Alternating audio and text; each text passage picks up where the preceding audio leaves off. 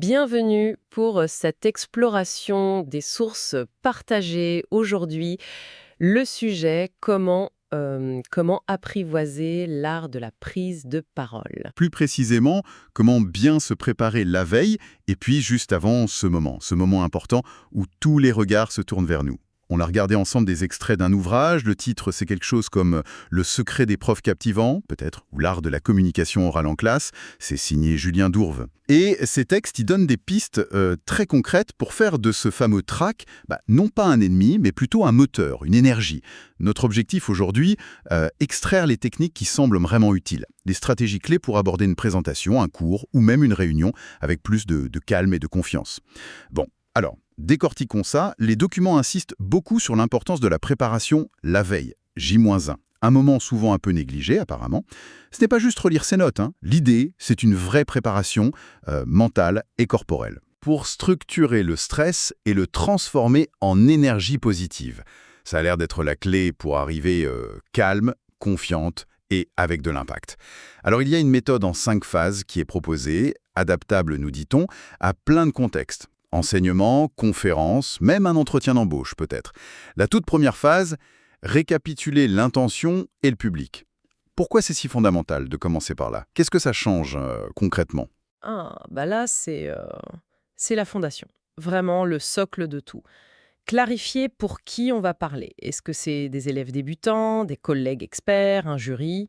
Et clarifier aussi quel message principal on veut qu'ils retiennent. Ça permet d'ajuster presque instinctivement le ton, les exemples qu'on choisit, les objectifs qu'on se fixe. Ça assure de rester centré sur l'essentiel. Ça évite de se disperser, quoi. Et ce qui est fascinant ici, c'est que cette clarification initiale, elle pose les bases d'un discours qui sera cohérent et engageant. Logique, oui. Ça pose le cadre. Phase 2 alors, rejouer mentalement le déroulé. C'est une sorte de répétition dans sa tête, ça. Exactement.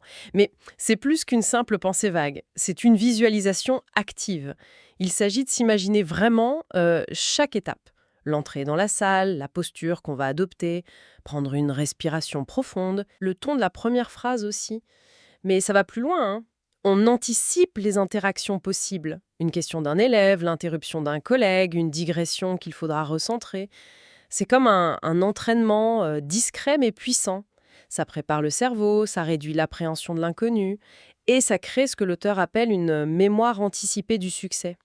On n'improvise plus totalement en fait. On active un scénario qui a déjà été vécu mentalement. Ah oui, c'est là que ça devient vraiment intéressant. On prépare même les transitions, les silences, les temps forts. D'accord, phase 3, ritualiser les dernières vérifications. Ça semble plus pratique, non? Plus terre à terre? Oui, là on est dans le logistique, le concret. C'est l'étape où on prépare ses supports. Les notes, le plan, les diapos, peut-être des objets. Fait bien dans l'ordre. Tester le matériel technique si c'est possible. L'ordinateur, le micro. Et super important, prévoir des solutions de secours. Une clé USB de plus, une copie papier. Oui, toujours avoir un plan B. Voilà. L'objectif, c'est d'apaiser le mental en supprimant toutes ces incertitudes matérielles qui peuvent générer du stress inutile. Et sur le plan personnel, ça veut dire aussi peut-être échauffer un peu sa voix, quelques exercices de souffle, de diction, choisir une tenue adaptée, confortable et pro, et vérifier sa posture, s'assurer qu'elle est ouverte, qu'elle inspire confiance. Donc, organiser le matériel, ça aide aussi psychologiquement. Moins d'inconnus, c'est moins de stress potentiel le jour J. Absolument. Et cette organisation matérielle, même si elle paraît simple, basique, elle a un effet psychologique qui n'est pas négligeable du tout. Moins d'inconnus égale moins de charge mentale, c'est clair, bien vu. On passe à la phase 4, activer les bons réflexes corporels. Là, on parle d'action physique juste avant l'intervention. Tout à fait. Le corps est un allié incroyable pour gérer le stress. Le texte suggère, par exemple, de pratiquer debout la respiration 5-5-5. 5-5-5. On inspire sur 5 secondes, on bloque l'air poumon plein pendant 5 secondes et on expire doucement sur 5 secondes. Ça calme directement le système nerveux. Autre exemple, relâcher la mâchoire, qui se crispe souvent avec le stress, étirer doucement les épaules, les bras. Il y a même un exemple concret donné. Faire 3 respirations profondes avec un léger balancement sur les appuis. Ça aide à calmer l'agitation intérieure et surtout à s'ancrer dans le présent. Le corps devient vraiment un outil pour trouver le calme. Utiliser le corps pour calmer l'esprit. C'est intéressant comme approche. Et cet ancrage corporel, concrètement, ça apporte quoi pendant la prise de parole elle-même? Ça change vraiment quelque chose? Ah oui, ça change beaucoup. Quand le corps est plus détendu, plus ancré, eh bien, la pensée est souvent plus claire. Le début de parole, il a tendance à être plus régulier, moins précipité. La voix aussi, elle porte mieux, elle est moins serrée. Et la gestuelle devient plus naturelle, plus fluide, moins agitée ou au contraire moins figée. C'est un cercle vertueux en fait, hein. Le calme physique aide au calme mental et ça renforce la présence, l'impact. D'accord, je vois. Et la dernière étape de cette préparation J-1, la phase 5. Ancrer une dynamique positive. Comment on fait ça? Ça peut sembler un peu abstrait, non? C'est une sorte de touche finale, juste avant d'entrer en scène, disons. L'idée, c'est de déclencher volontairement une impulsion mentale positive. Alors comment? En choisissant une phrase courte, simple, sincère, et qui nous parle vraiment. Quelque chose comme « je suis prête » ou « je vais transmettre quelque chose d'utile » ou encore « mon énergie est communicative ». Une affirmation positive en quelque sorte? Oui, mais l'astuce, c'est de l'associer à un geste. Un petit geste, discret, qu'on peut répéter facilement.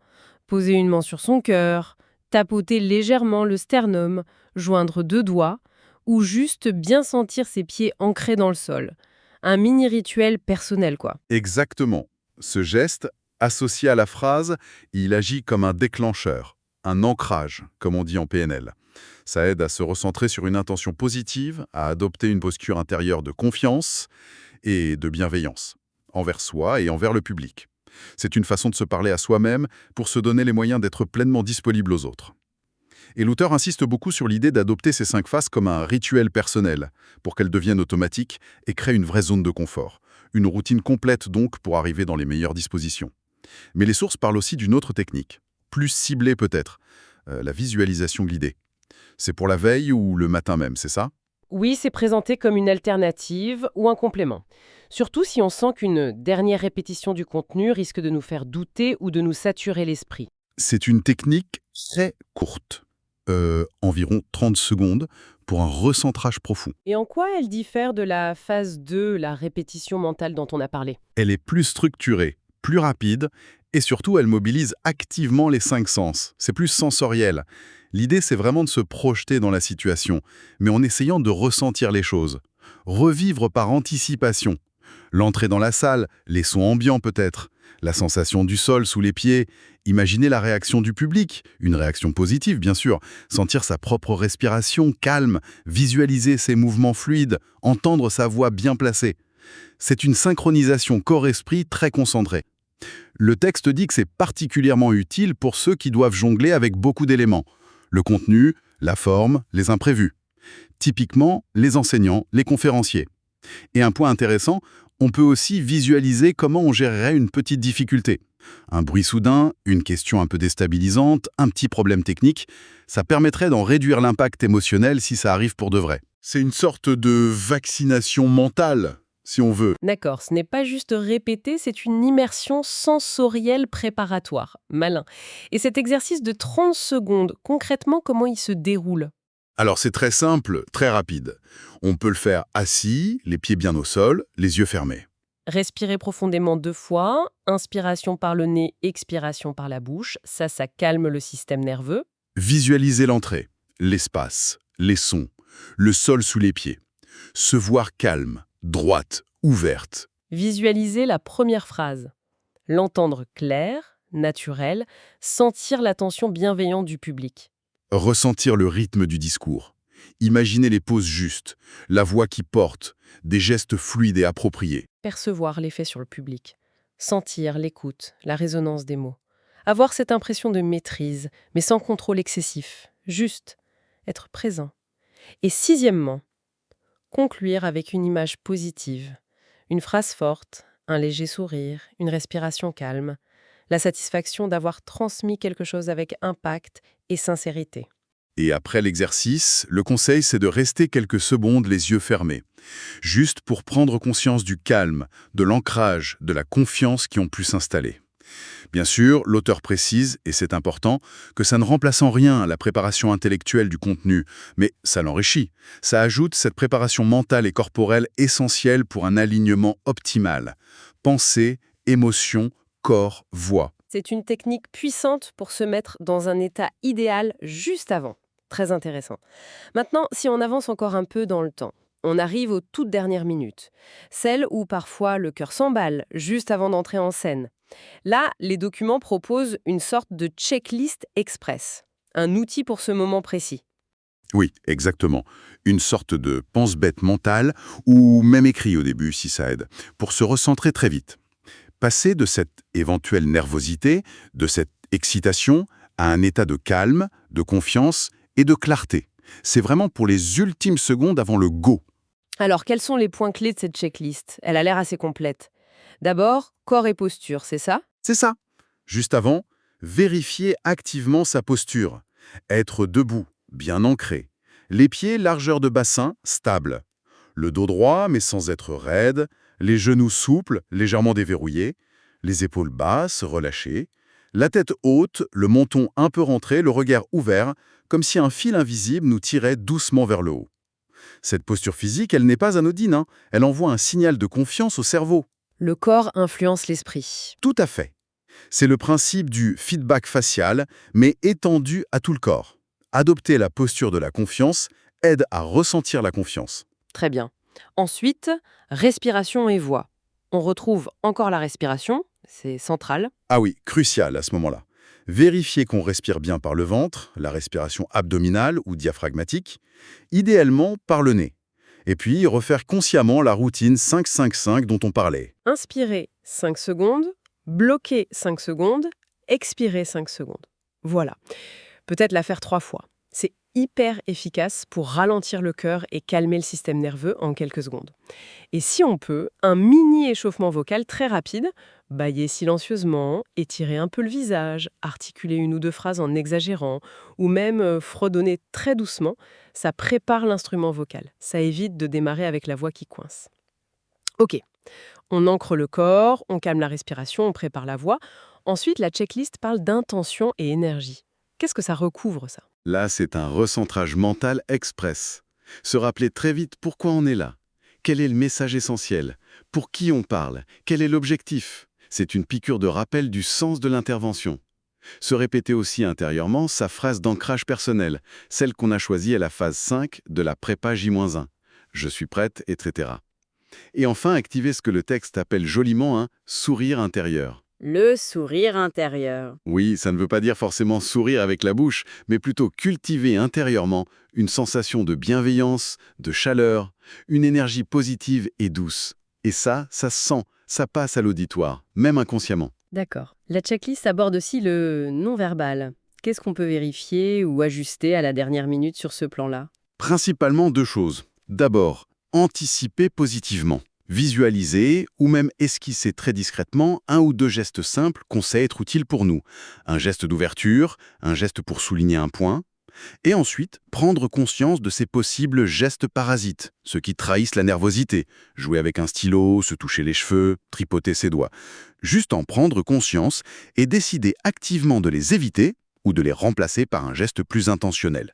Ça redonne un sentiment de contrôle. On peut aussi planifier mentalement son premier déplacement pour qu'il ait l'air assuré et pas une déambulation nerveuse. Reprendre consciemment le contrôle de son langage corporel, même à la dernière seconde. C'est puissant. Et enfin, la checklist mentionne l'environnement et le matériel. Une ultime vérification. Oui, un dernier coup d'œil, mais ultra rapide. Est-ce que les slides sont bien prêtes sur le bon écran? Les feutres fonctionnent. Le micro est allumé, il est à portée de main. C'est vraiment pour éviter la petite panique matérielle de dernière seconde. Balayer aussi calmement la salle du regard. Juste pour prendre possession de l'espace visuellement, se le réapproprier une dernière fois. Et avoir en tête un plan B ultra simple en cas de gros pépins techniques. Genre, ok, si le projolage, je fais quoi? Exactement. Je passe directement à telle partie en utilisant le tableau blanc ou autre chose. Juste avoir cette route secours mental, ça rassure énormément. Donc cette checklist, c'est vraiment un concentré de micro-actions, physiques et mentales, pour réactiver toutes ces ressources juste avant le top départ. L'idée, c'est qu'avec l'habitude, ça devienne un réflexe quasi automatique. Un réflexe de scène qui renforce la confiance et l'impact. Bon, si on prend un peu de recul sur tout ça, qu'est-ce qu'on retire de ces extraits finalement? On a une vision de la préparation qui est vraiment très complète. Ça va bien au-delà de juste maîtriser son sujet. Tout à fait. L'approche qui est décrite ici, elle est vraiment holistique, globale. Elle intègre le mental, le corps, la gestion de l'énergie et même la logistique. C'est très complet. Les points essentiels qui ressortent, c'est clairement J1, cette préparation J-1 en 5 phases, qui structure l'anticipation et crée des rituels rassurants. Ensuite, la puissance de la visualisation guidée pour aligner le corps et l'esprit, et même pour gérer les imprévus. Et enfin, cette checklist de dernière minute, comme un outil de recentrage express et efficace. Ce qui est fascinant, je trouve, c'est cette synergie. La combinaison d'éléments psychologiques, physiologiques et très pratiques, pour optimiser sa présence et sa communication. On sort de l'idée que tout se joue uniquement dans la tête ou uniquement dans le contenu. C'est une véritable boîte à outils, en fait, pour transformer ce qui peut être une source d'angoisse, le trac, en une occasion de s'exprimer avec assurance et impact. L'importance qui est donnée aux rituels, aux ancrages, qui soient mentaux, avec la phrase de confiance, ou physiques, avec le geste associé, et puis tous ces réflexes corporels, comme la respiration, la posture, c'est très concret, très applicable au quotidien. Et si on élargit un peu la perspective? On peut se dire que la maîtrise de ces techniques, ça dépasse largement le cadre strict des prises de parole formelles, comme une conférence ou un cours magistral. Développer cette conscience de soi, cette capacité à gérer son état interne, à se préparer mentalement et physiquement, ça peut rejaillir positivement sur toutes sortes de communications. Une réunion d'équipe, une négociation, une conversation un peu délicate, un entretien. Oui, ça renforce la confiance en soi de manière plus générale, en fait. Exactement. C'est une compétence transversale, en quelque sorte. C'est vrai, ça peut infuser dans beaucoup d'interactions quotidiennes. Et pour laisser notre auditoire avec une piste de réflexion, une question à explorer peut-être, au-delà de l'efficacité immédiate pour une intervention spécifique, on pourrait se demander comment est-ce que l'intégration régulière de ces micro-préparations, de cette conscience corporelle et mentale dans notre vie, pourrait transformer sur le long terme notre relation à notre propre voix, à notre capacité à partager nos idées dans toutes les sphères de notre vie. Voilà qui conclut notre analyse d'aujourd'hui. Merci de nous avoir écoutés.